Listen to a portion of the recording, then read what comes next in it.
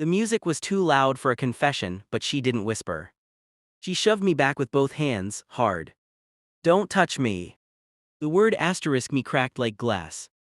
Laughter burst nearby, glasses clinked. Someone cheered. Christmas lights pulsed red, then green, then red again like a warning system I'd ignored for years. I stood there, arms half raised, still holding the shape of her shoulders in the air. Muscle memory without permission. Her eyes didn't meet mine, they slid past me toward him. That's when her coworker, tie loose, breath sweet with bourbon, touched my elbow and steered me away like a misplaced coat. Bad night, he asked.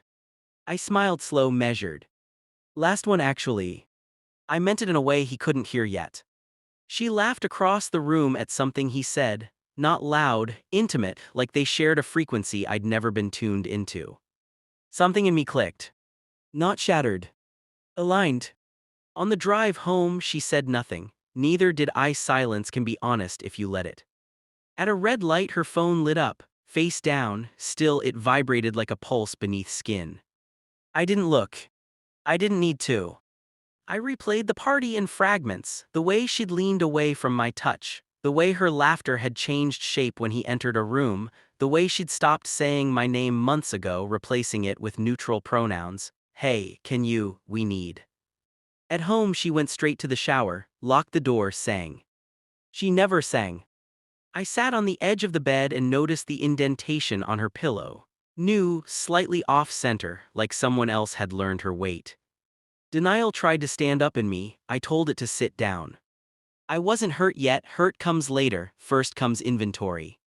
I checked the calendar, late nights, conferences that didn't exist, team dinners that ran past midnight.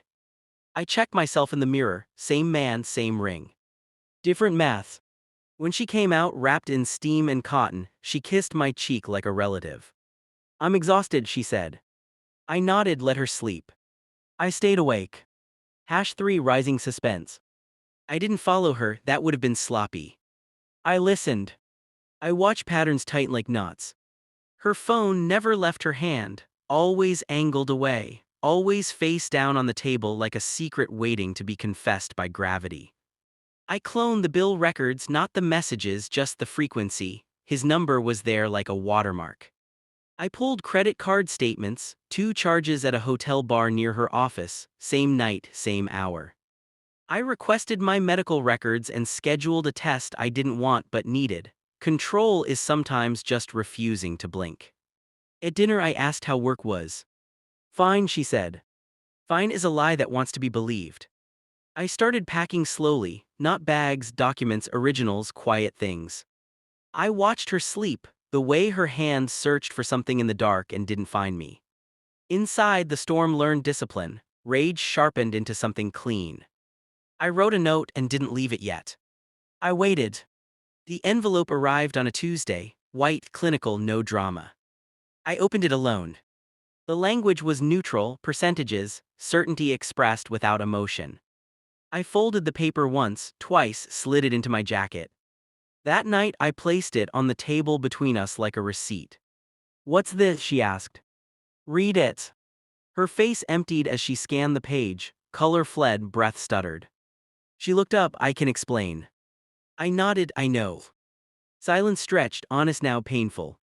How long? I asked. She cried. I waited. Since last winter. The season fit. I stood, put on my coat. She reached for me and stopped herself. I smiled, the same one from the party. By morning, the house was quiet. I left the note on the counter. It wasn't long. I sent copies to HR and his wife, and the board member who sponsored him. Don't contact me, you already said everything. I blocked her number before the sun cleared the trees. At the airport, I watched my reflection in the glass, still me, lighter. I imagined the meeting rooms, the emails, the careful panic, the way truth moves when released, slow at first, then everywhere. No shouting, no scenes. Just consequences. On the plane, I slept. When I woke, we were over water, nothing beneath us but distance. I felt no triumph, no grief, just clarity. Some people mistake silence for forgiveness, others mistake calm for weakness. They're wrong. I didn't lose my wife at a Christmas party. I found myself there. and I left before the music stopped.